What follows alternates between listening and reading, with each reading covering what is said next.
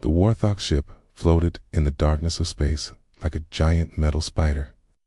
Its long arms stretched out from the main body, each one armed with weapons that could destroy a small moon. Inside the ship, red lights cast strange shadows on the walls. The air smelled of metal and something else that humans could not name. Hannah. Kim moved through the narrow corridors like a ghost. Her black suit helped her blend with the shadows. She had trained for this mission for months. Every step was planned. Every breath was controlled. She knew exactly where the prison cells were located. She knew exactly how to get there. Her brother Deho was somewhere in this ship. The Vorthok had taken him 3 weeks ago during a raid on the mining colony where he worked. Hannah had watched the security footage 100 times. She had seen her little brother fighting back against the insect-like aliens before they dragged him away. The Earth's military had refused to help. They said it was too dangerous. They said one human life was not worth risking a war with the Vorthok Empire. Hannah had listened to their words and nodded. Then she had stolen the ship and come here alone. She reached the first checkpoint. Guards stood at the entrance to the prison section. They were tall creatures with 4 arms and hard shell-like skin. Their eyes glowed yellow in the red light. They spoke to each other in clicking sounds that hurt human ears. Hannah waited in the shadows. She watched how they moved. She counted how often they looked around. These aliens were confident. They believed no one could reach their ship without being detected. They were wrong. She threw a small device down the corridor behind her. It made a soft beeping sound as both guards turned their heads toward the noise. Hannah moved fast. She struck the first guard in the neck with her knife. The second guard started to raise his weapon. Hannah kicked him in the chest and he fell backward. The fight was over in seconds. Hannah dragged both bodies into a storage room. She took one of their weapons and continued deeper into the ship. The prison section was huge. Hundreds of cells lined the walls on both sides. Most were empty, but some held creatures from different worlds. Hannah saw beings she had never imagined. Some looked like walking trees. Others were made of what seemed like living rock. All of them looked tired and defeated. She found Deho in cell number 847. He was sitting on the floor with his back against the wall. When he saw her, his eyes went wide. "Hannah, how did you get here?" "I came to take you home," she whispered. She started working on the lock with her tools. It was more complex than Earth technology, but she had studied Warthog systems. The lock clicked open after 2 minutes. Deho stood up slowly. He looked thin and pale. "There are others," he said. "Humans from different colonies. We cannot leave them." Hannah felt her heart sink. She had planned to rescue one person. Taking more would make everything harder. But she looked at her brother's face and knew she could not say no. "Show me," she said. That they moved through the prison section together. Deho pointed out 12 other humans in different cells. Hannah began opening the locks one by one. The other humans were surprised to see her. Some were afraid. They thought it might be a trap. "We need to move fast," Hannah told them. "Have a ship waiting." But as they reached the main corridor, alarm sounds began echoing through the ship. Red lights flashed faster. Heavy footsteps could be heard from multiple directions. "They found the guards," Hannah said. The group began running toward the exit route Hannah had planned. But when they reached the first turn, a wall of Vorthok soldiers was waiting for them. Their weapons were already raised. "A surrender now," one of them clicked in broken English, "or we kill you all."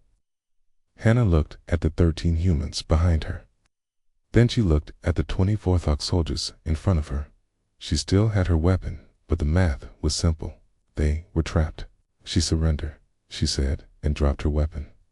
The Vorthok soldiers moved forward quickly. They put metal bands around the wrists of all the humans. The bands were heavy and felt warm against the skin. Hannah knew there was some kind of control device. They were marched to a large room at the center of the ship. The walls were covered with screens showing star maps and battle plans. At the center of the room sat a massive warthog with golden markings on his shell. This was clearly their leader. "I am War Commander Vex," the creature said in perfect English. "You are the human who killed my guards and broke into my ship." Hannah said nothing. "Your species interests me," Vex continued. "We have conquered 47 worlds, okay? We have faced warriors from every corner of this galaxy. But humans are different. You are weak. You are small. Your weapons are primitive. Yet you keep fighting when any sensible creature would surrender." He stood up from his chair. Even sitting, he had been taller than Hannah. Standing, he was enormous. "My scientists tell me humans are defective warriors. Your bodies break easily. Your lifespans are short. You have no natural weapons. Yet, here you are on my ship, having killed trained soldiers with nothing but a knife and determination." Vex walked closer to Hannah. His yellow eyes studied her face. "We have a tradition in the Vorthok Empire," he said. "When we conquer a new species, we test their worth in the grand arena. Those who prove themselves earn respect and limited freedom. Those who fail become slaves forever." He gestured to a large screen on the wall. It showed a massive circular structure surrounded by countless seats. The arena looked like it could hold 1,000,000 spectators. "No human has ever been tested in the arena," Vex said. "Your people were judged too weak to bother with, but you have shown me something today. You have shown me that perhaps we judged too quickly." Hannah felt her throat go dry. She had heard stories about the arena creatures. Went in, most did not come out. "I will give you a choice," Vex said. "Enter the arena and face the trials. If you survive, your people here go free. If you die, they become slaves, but they live." He paused and smiled, showing sharp teeth. "Or you can refuse. And I will execute your brother first, then the others. Then you." Hannah looked at Deo. Her little brother was trying to be brave, but she could see the fear in his eyes. She looked at the other humans. They were all watching her, waiting for her decision. The choice was no choice at all. "I will enter your arena," she said. War-Commander Vex laughed, a sound like breaking glass. "Excellent. Tomorrow you will face the first trial. Tonight you rest and prepare to die." The arena was bigger than any building Hannah had ever seen, stretched out in all directions like a metal city. The walls rose so high that she could not see the top. Millions of seats surrounded the fighting floor, filled with creatures from across the galaxy. Their voices created a sound like ocean waves. Hannah stood in a small room beneath the arena floor. Through a narrow window, she could see part of the crowd above. Most of them were Vorthok, but she spotted other species too. Some looked like walking crystals. Others had too many eyes or arms to count. All of them were here to watch her die. A Vorthok guard entered her cell. He was smaller than War Commander Vex, but still twice her size. "It's time to go, human," he clicked. They walked through a tunnel that led to the arena floor. The walls were covered with marks and scratches. Hannah realized these were made by previous fighters. Some of the marks looked like claw scratches. Others were burn marks from energy weapons. A few looked like they came from creatures with acid for blood.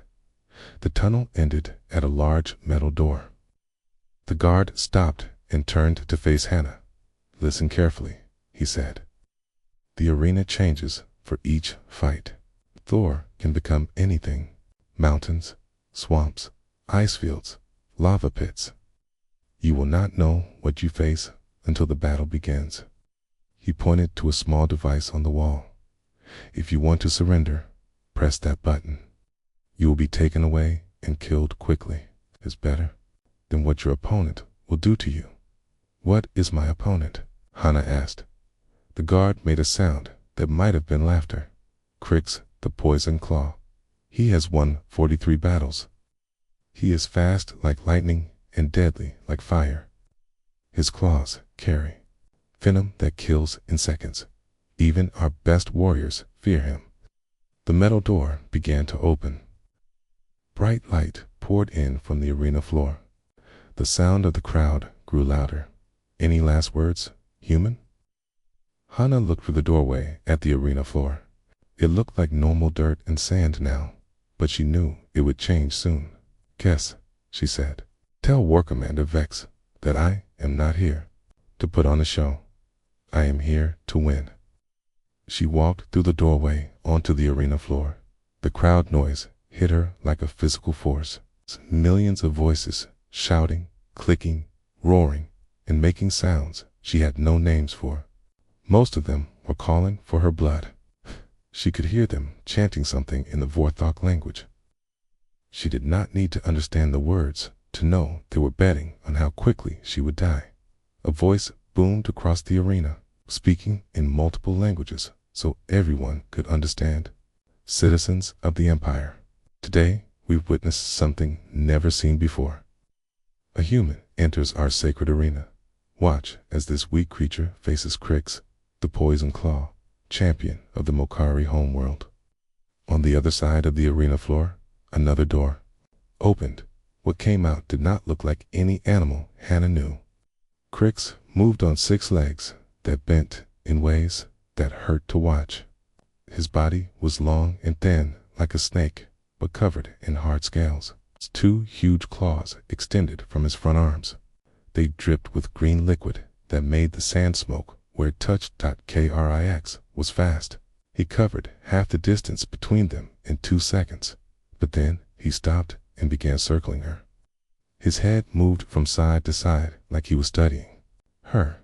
The arena floor began to change. The flat sand rose up in some places and sank down in others. Rock formations pushed up from the ground. Within minutes, the arena looked like a canyon with tall stone pillars and narrow passages. Hannah understood immediately. His environment favored Crix. He could use his speed to dart between the rocks. He could climb the stone walls with his claws. She would be trapped in the narrow spaces where his reach advantage would be deadly. The crowd cheered as Crix disappeared behind one of the rock formations. Hannah could hear his claws clicking against stone, but she could not see him. She moved carefully toward the center of the canyon, keeping her back to a large boulder. A sound like breaking glass came from her left. She spun around, but saw nothing. Then the same sound came from her right. Crix was playing with her, testing her reactions. Hannah stopped moving. She closed her eyes and listened. Her military training had taught her to use all her senses. She could hear Crix moving, but the sounds echoed off the rocks. She could not tell where he really was, but she could smell something. The green poison from his claws had a sharp scent like burning metal. The smell was stronger when he was close. She opened her eyes and looked at the ground. There were tiny drops of green liquid on the rocks to her right. Crix had passed this way recently. She followed the trail with her eyes and saw where it led. He was above her, clinging to the wall of the canyon like a giant insect. Crix dropped down, his claws aimed at her head, but Hannah was already moving. She rolled to the left and grabbed a loose rock from the ground. As Crix landed where she had been standing, she threw the rock as hard as she could. It hit him in the side of the head. He stumbled and fell against the canyon wall. Green poison sprayed from his claws and hit the rock face. The stone began to smoke and melt. The crowd went quiet. No one had expected the human to land the first hit. Crix shook his head and hissed at her. Now he was angry. He came at her again, faster this time. His claws swept through the air where her chest had been a second before. Hannah ducked and moved backward, but moving backward was exactly what Crix wanted. He herded her toward a narrow passage between 2 rock walls.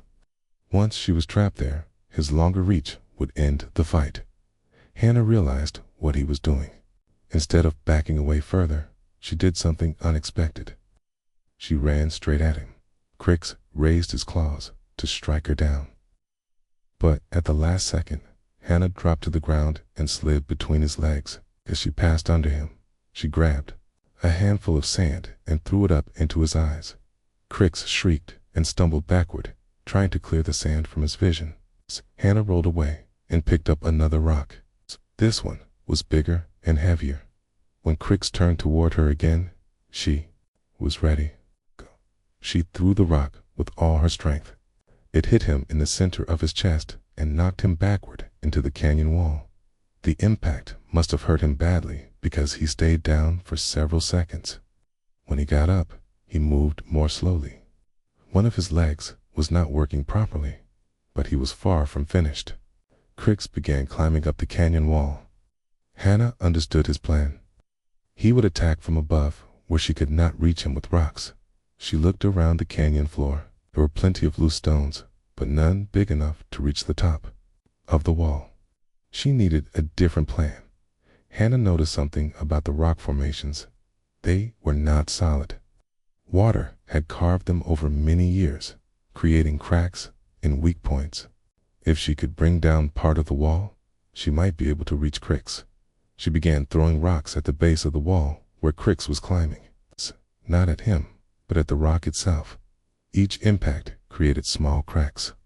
The cracks grew larger with each hit. Crix realized what she was doing and began climbing faster, but it was too late. The wall section gave way with a loud crash. Tons of rock fell toward the arena floor. Crix jumped to avoid being crushed, but his injured leg failed him. He landed hard on his side. Several of the falling rocks hit him. Keen poison sprayed everywhere as his claws were damaged. Hannah picked up the largest rock she could lift. Keeks was trying to stand up, but his movements were slow and painful. She walked over to where he lay. The arena had gone completely silent. Even the wind seemed to have stopped blowing. Hannah raised the rock above her head. Crix looked up at her with eyes that no longer held anger, only acceptance. She brought the rock down hard. The crowd exploded in noise. Half of them were cheering. The other half were making sounds of shock and disbelief. On the viewing platform where the important officials sat, War Commander Vex leaned forward in his chair. A human had just won her first arena battle. The voice boomed across the arena again. Victory goes to the human. Crix, the Poison Claw, is dead. The human advances to the second trial. Hannah dropped a bloody rock and looked up at the crowd. They were all staring at her like she was some kind of impossible creature. She realized that in their minds, she might as well be. No human had ever fought in the arena before. No human had ever been expected to win, but she had won. And now they all knew that humans were capable of things they had never imagined. As the guards came to escort her back to her cell, Hannah allowed herself one small smile. This was only the beginning. 3 days had passed since Hannah's first victory. Word had spread throughout the Vorthok Empire faster than light itself. On dozens of worlds, beings gathered around viewing screens to watch recordings of the human who had defeated Crix, the Poison Claw. Most still could not believe what they had seen. In her cell beneath the arena, Hannah sat quietly on the metal floor. The guards had given her better food after her victory. They had also given her a small screen that showed news from across the galaxy. She was surprised to learn that her fight was being talked about on worlds she had never heard of. The cell door opened and Sun Wu entered. It was another human prisoner, older than Hannah by 10 years. Haas was marked with scars from his time in the Vorthok prison ships. "They are letting me talk to you," he said. "The war commander wants to know about human fighting methods." Hannah looked at him carefully. "What did you tell them?" "Nothing useful," Sun Wu replied, "but I wanted to warn you. The next trial will be much harder. They are not going to underestimate you again." He sat down across from her on the cell floor. There is something else, he said. Word of your victory has reached other worlds. The prisoners in the deep levels are talking. Some of them say that resistance groups are forming. They think you might be the sign they have been waiting for. What kind of sign? Proof that the Vorthok can be beaten. For 200 years, they have conquered everything they touched. Nobody believed they could be stopped. But you showed them something new. Before Hannah could respond, the cell door opened again. A young creature entered, carrying a tray of food. She looked like she was barely more than a child, but her species was unknown to Hannah. Her skin was pale blue, and her eyes were large and silver. "I am Ray," the creature said in careful English. "I bring your meal." She set the tray down and looked at Hannah with curious eyes. "Is it true?" Ray asked. "Are you really going to fight the energy beasts tomorrow?" Soon we frowned. "Energy beasts? What are you talking about?" Ray looked around nervously. "I should not say, but I heard the guards talking. The second trial will be against the Thylon. War constructs. They are made of pure energy. No physical weapon can hurt them." She leaned closer and whispered, "Okay, 3 champions tried to fight them last year. All 3 were turned to ash in seconds." After Ray left, Sun Wu shook his head. "Energy constructs are impossible to fight with normal weapons. They can change their shape at will. They can pass through solid matter. Then their touch can burn through anything. Then I will have to find a way to fight them without normal weapons," Hannah said. The next morning, the arena was more crowded than it had been for Hannah's first fight. Representatives from dozens of species had come to see if the human could survive her second trial. In the royal viewing box, War Commander Vex sat with several other high-ranking Vorthok officers. "Do you think she will last more than 30 seconds?" one of them asked. "No," Vex replied. "But she has already served her purpose. The galaxy now knows that humans can be dangerous. This will make conquering the remaining worlds more interesting." Down in the arena, Hannah walked through the tunnel toward the fighting floor.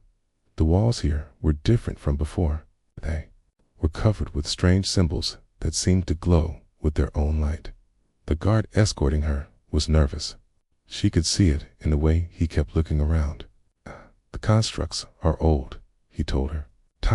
They were created by the Thylon before. We conquered their world. We keep them for special occasions. Many will I face. 3. They will attack one at a time, but each one is stronger than the last." The metal door opened and Hannah stepped onto the arena floor. This time, the surface was smooth black stone that reflected the lights from above like a mirror. She could see her own face looking back at her from the ground. The crowd noise was different today. Instead of bloodthirsty cheering, there was an expectant silence. Everyone wanted to see what would happen when the human faced enemies that could not be killed by rocks and clever tactics. A section of the floor began to glow. The light grew brighter until it was painful to look at directly. Then the light took shape, forming into something that looked like a giant warrior made of pure energy. It had arms and legs like a living being, but its body was transparent and constantly shifting. The energy construct moved toward Hannah without making any sound.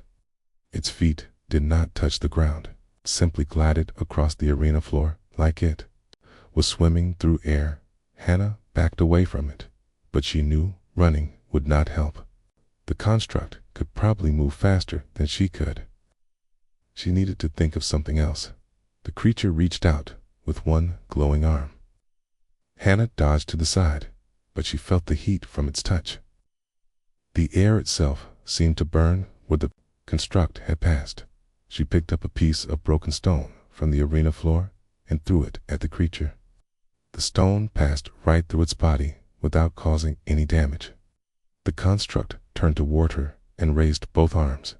Energy shot from its hands like lightning.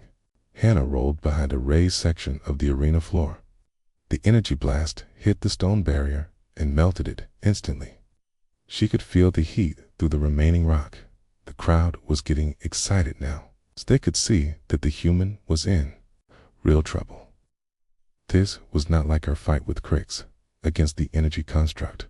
Her usual tactics would not work. But Hannah was studying the creature as it moved. She noticed that when it used its energy attacks, the glow from its body became dimmer for a few seconds. It was using up power each time it struck. She also noticed something else. The symbols on the arena walls were glowing brighter when the construct was near them. There was some kind of connection between the creature and the ancient Thailand writing. Hannah began moving around the arena floor, staying close to the walls. The construct followed her, shooting energy blasts that she barely avoided. But she was not just running randomly. She was studying the symbols, looking for patterns. Some of the symbols were brighter than others. Some seemed to pulse with the same rhythm as the construct's energy. She began to understand that the symbols were not just decoration, were part of a control system. The second energy construct appeared on the other side of the arena. This one was larger and moved faster than the first. Now, Hannah was facing two enemies at once. She ran between them, using their own attacks against each other. When one construct shot energy at her, she would dodge and let the blast hit the other construct. Let the energy pass through both creatures without causing damage. They were made of the same type of energy. Hannah realized she needed to try something different. She pressed her hand against one of the glowing symbols on the wall. The symbol flashed brighter, and she felt a strange tinkling sensation in her fingers. The construct nearest to her suddenly stopped moving. For just a moment, it seemed to flicker, like a candle in the wind. The crowd gasped. No one had ever seen an energy construct hesitate before Hannah pressed her hand against another symbol. This time, the second construct flickered too. She was beginning to understand how the system worked. The symbols were not just controlling the constructs, they were powering them. She began moving along the wall, touching different symbols in sequence. Each time she touched one, both constructs would react. Sometimes they would slow down. Sometimes they would change direction. Once, they both stopped completely for several seconds. The third construct appeared just as Hannah figured out the pattern. This one was huge, twice the size of the others. Its energy was so bright that it lit up the entire arena like a small sun. But Hannah was ready for it. She had found the master control sequence hidden in the ancient Thailand symbols. She pressed a series of symbols in the correct order, moving quickly before the constructs could stop her. All three creatures suddenly froze in place. Their energy began to flicker and fade. The crowd watched in amazement as the impossible happened. The energy constructs were shutting down. Within seconds, all three creatures had disappeared completely. The arena floor was empty, except for Hannah, who stood by the wall with her hand still pressed against the final symbol. The silence in the arena was complete. Even the wind had stopped blowing. Slowly, the crowd began to make noise again. It started as whispers and grew into shouts of disbelief. Many of the spectators were standing up in their seats, pointing at the human who had just done something that should have been impossible in the royal viewing box. War Commander Vex was no longer relaxed in his chair. He was leaning forward, his yellow eyes fixed on Hannah with an expression that might have been fear. "How did she do that?" one of his officers asked. "I do not know," Vex replied, "but I am beginning to think we have made a serious mistake about this species." Down on the arena floor, Hannah looked up at the crowd. She could see the shock and confusion on their faces. They had expected to watch her die horribly. Instead, she had shown them that even their most powerful weapons could be defeated by someone who took the time to understand how they worked. As the guards came to escort her back to her cell, Hannah heard something she had not heard before. Mixed in with the usual crowd noise were voices calling her name. Not in anger or bloodthirst, but in something that sounded like respect. 7 days had passed since Hannah's victory over the energy constructs. The news had traveled to every corner of the Vorthok Empire and beyond. On distant worlds, slave populations whispered her name in secret. Resistance cells that had been hiding for decades began to emerge from the shadows. The galaxy was watching. War Commander Vex stood in his private chamber, staring at reports from across the Empire. Uprisings had begun on 12 different worlds. Ships carrying Vorthok supplies were being attacked by raiders who had never shown such courage before. The humans' victories were causing more damage than any military defeat. "Sir," his aide entered the room. "The arena masters are requesting permission to use the final trial." Vex turned from the window. "The Godslayer." "Yes, sir." "They believe it is the only way to end this before the situation gets worse." Vex was quiet for a long moment. The Godslayer had not been awakened in over 1,000 years. It was the most dangerous thing in the arena, created by the Thylon civilization before their conquest. Even the Vorthok feared it. "Very well," he said finally. "But make sure the entire galaxy watches. When the human dies, I want everyone to see that their hope was foolish." In the prison levels below the arena, Hannah sat with Sunwoo and several other human prisoners. Word had reached them about the uprisings across the galaxy. The other humans looked at Hannah with expressions of awe and fear. "They are calling you the Freedom Bringer on some worlds," Sunwoo told her. "Slaves who have never heard of Earth are saying your name like a prayer." A young human named Jinho spoke up. "My sister was on the mining world of Kepler 7. The guards there said the workers have stopped following orders. They keep asking when you will come to free them." Hannah felt the weight of their expectations pressing down on her. She had entered the arena to save her brother Daeho. Now millions of beings across the galaxy were counting on her to save them all. "What if I lose the next trial?" she asked quietly. "Then we die as free beings instead of living as slaves," Sunwoo replied. "That is more than we had before you." The cell door opened and Ray entered with food. The young alien's silver eyes were filled with worry. "They are preparing the Godslayer chamber," she whispered. "I have never seen the guards so frightened. Some of them are asking to be transferred to other duties." "What is the Godslayer?" Hannah asked. I looked around nervously before answering. "It is the last Thylon war machine. Before your people conquered the Thylon homeworld, their greatest. Scientists put their consciousness into a single construct. It has the power of an entire civilization and the anger of a dead race." She leaned closer. "It cannot be destroyed because it is not truly alive. It cannot be reasoned with because it exists only for war. Every creature that has faced it has been torn apart in seconds." After Ray left, the human prisoners sat in silence. Finally, Sunwoo spoke.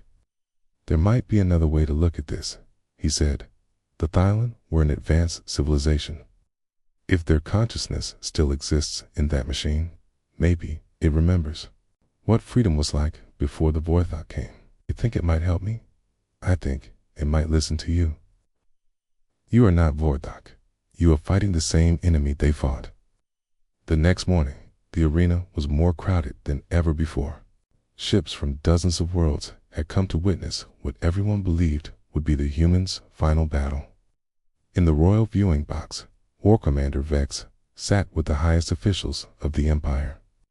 They all wanted to see the end of the human threat, but in the cheap seats at the top of the arena, other figures watched with different hopes.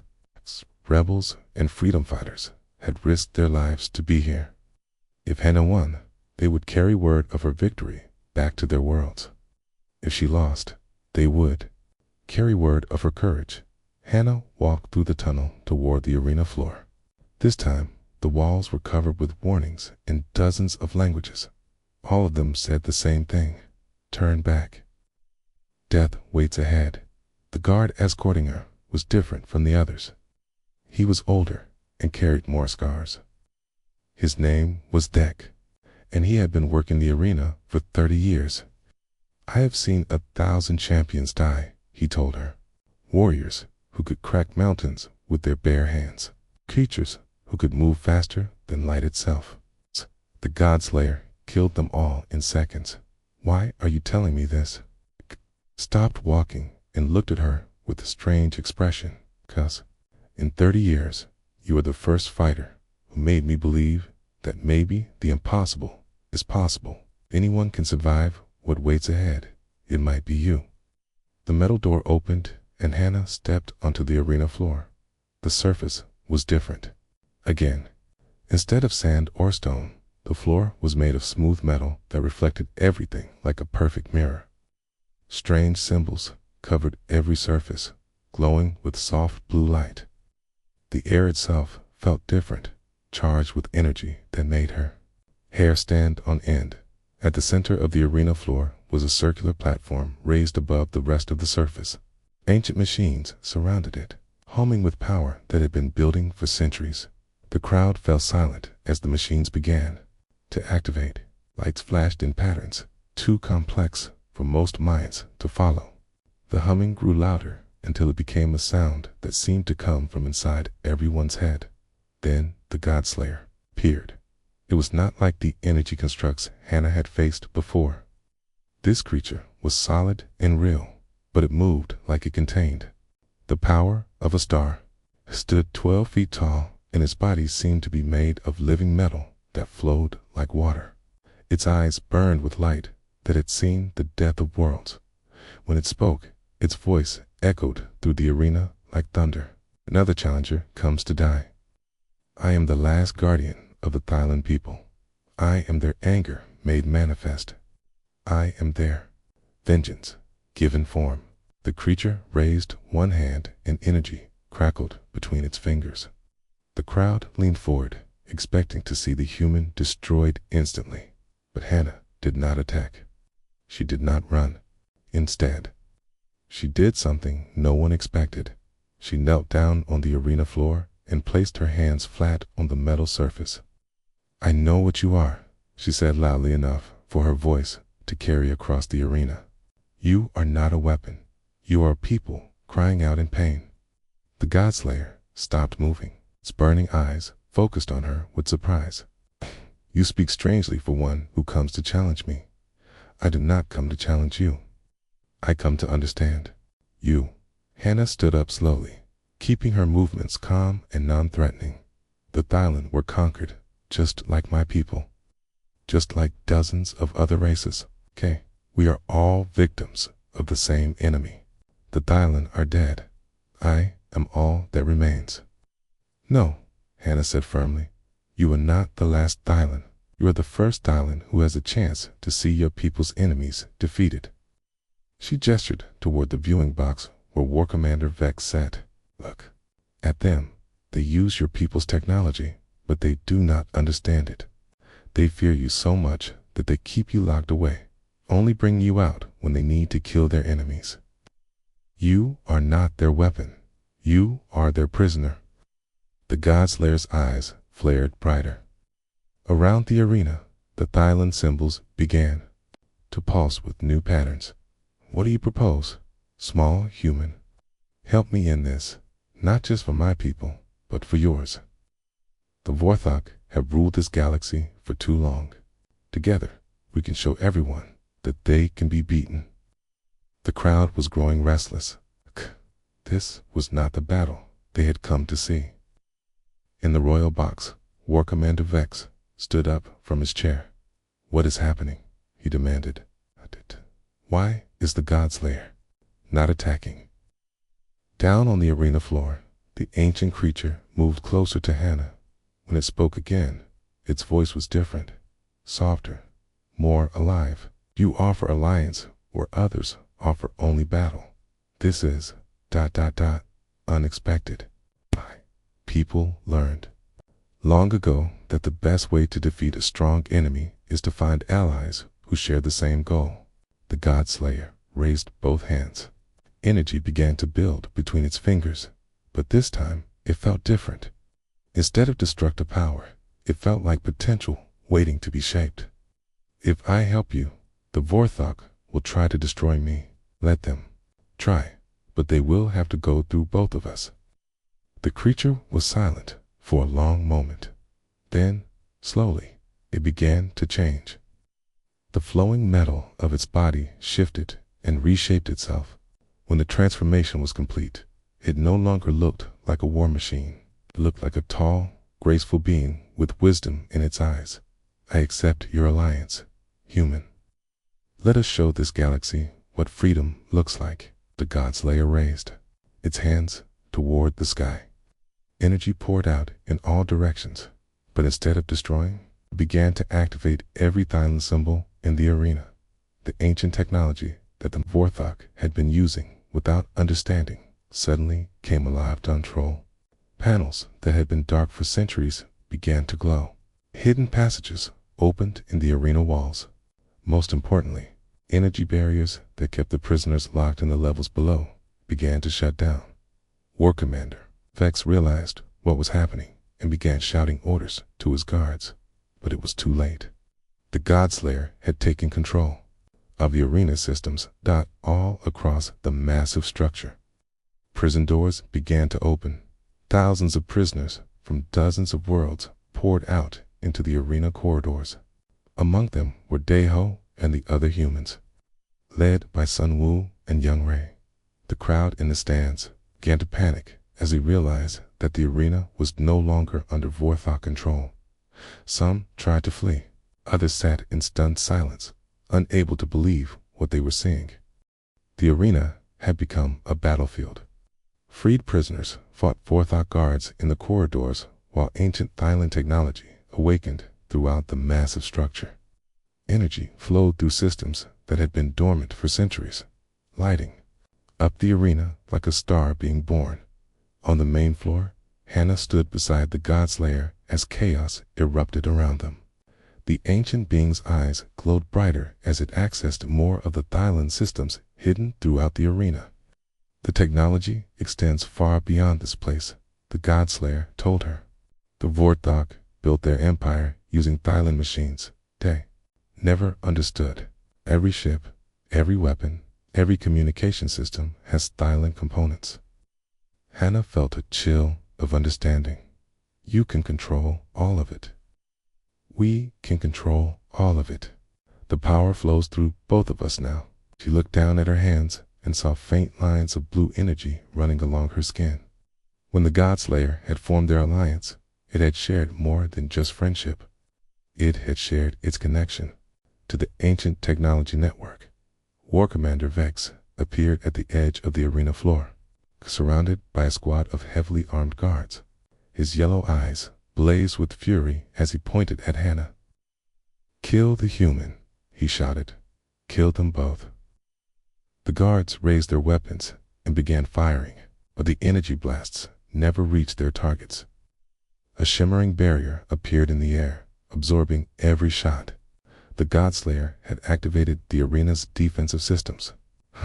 "Your weapons cannot harm us here," the ancient being called out. "This place belongs to the Thailand now." Vex pulled out a communication device and began speaking rapidly in the Vorthok language. Hannah did not need to understand the words to know he was calling for reinforcements. "More ships will come," she told the Godslayer. "We need to move fast. Then let us show the galaxy what true power looks like." The Godslayer raised both hands toward the arena's ceiling. The massive dome above them began to open like a flower, revealing the star-filled sky beyond. Energy poured upward in a column of light that could be seen from orbit. Every Vorthok ship within 100 light years received the same signal at the same time. It was transmitted through their own communication networks, using the Thailand technology they had never understood. The message was simple and broadcast in every language known to the galaxy. "This is Hannah Kim of Earth, speaking from the Grand Arena. The age of Vorthok rule is over. To all enslaved peoples, your chains are broken. To all who fight for freedom, the time has come. Rise up on worlds across the empire." Beings who had lived in slavery for generations heard those words and felt something they had almost forgotten: hope. The response was immediate. On the mining world of Kepler-7, workers dropped their tools and turned on their overseers. On the factory planet of Zarian Prime, slaves seized control of the orbital shipyards. On 100 worlds, revolution began, but the most dramatic change happened in space itself. The Vorthok fleet that had been approaching the arena suddenly found their ships no longer responding to commands. The Thailand technology in their engines and weapons was shutting down. Controlled now by the Godslayer's awakened consciousness, Admiral Orcs, commander of the fleet, watched in horror as his dreadnought's systems went dark one by one. "We have lost all power," his navigator reported. "Engines, weapons, life support, everything is failing. How is this possible? The signals are coming from the arena. Something is taking control of our ships." Across the fleet, the same thing was happening. Dozens of massive warships hung powerless in space, their crews trapped inside metal coffins of their own making. Back in the arena, Hannah felt the power flowing through her like a river of liquid starlight. She could sense every piece of Thailand technology in the galaxy. She could feel the fear of the Vorthok as their empire crumbled around them. Day-Ho reached the arena floor, along with Sun Wo and hundreds of other freed prisoners. When he saw his sister surrounded by energy and standing beside an ancient being of legend, he stopped in amazement. "Hannah, what have you become?" She turned to look at her brother and smiled. The blue energy faded from her skin as she stepped away from the Godslayer. "I am still your sister," she said, "but I am also something more now." The Godslayer spoke to the gathered crowd of freed prisoners. "The Thailand offer you a choice, okay? We can give you the power to rule this galaxy as the Vorthok once did. You can become the new masters and make them your slaves." A cheer went up from some of the prisoners. After years of suffering, the idea of revenge was tempting, but Hannah raised her hand for silence. "That is not who we are," she said firmly. "Okay? We did not fight to become the new oppressors. Okay? We fought to end oppression itself." She walked to the center of the arena floor where everyone could see her. "I have felt what this power can do. I could control every ship in the galaxy.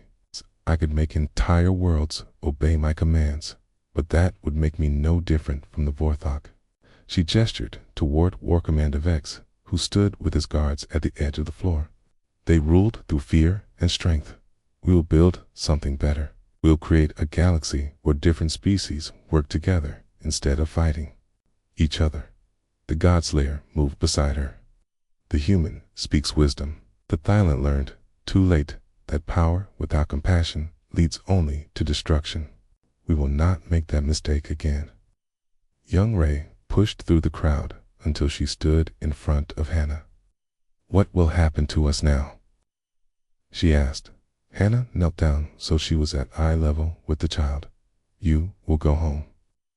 All of you will go home. And if your homes were destroyed, we will help you build new ones." She stood up and addressed the crowd again. "The Vorthok Empire is finished. Their ships are powerless. Their weapons are silent. But we will not leave them to die in space. We are better than they were." Over the next several hours, the transformation of the galaxy began.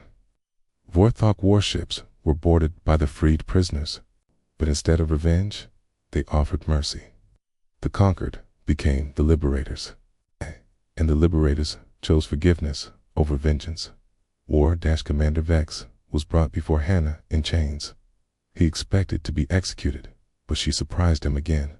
"T will stand trial for your crimes," she told him, "but you will receive fair treatment under laws that apply to everyone equally." "Why?" he asked. "Why show mercy to one who would have killed you?" "Because mercy is what separates civilization from barbarism. It is what makes us worthy of the power we now hold. In the weeks that followed, the arena was transformed from a place of death into a center of learning. Representatives from every species in the galaxy came to discuss how to build a new government based on cooperation instead of conquest. Hannah found herself at the center of these discussions, not as a ruler, but as a mediator. Humans, it turned out, had a talent for helping different species understand each other.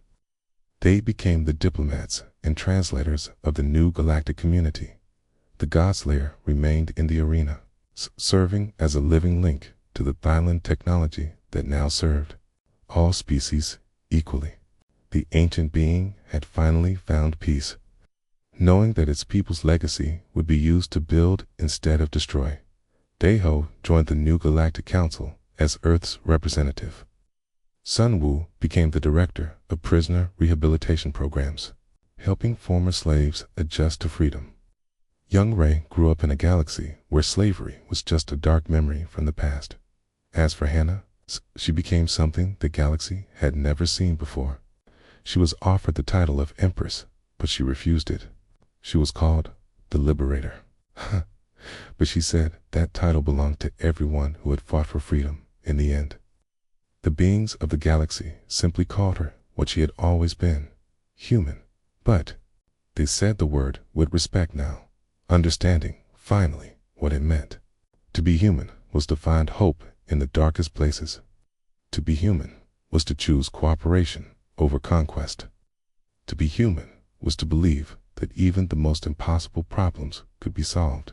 The arena where Hannah had entered to die became a symbol of that hope, carved above its main entrance in the language of every species.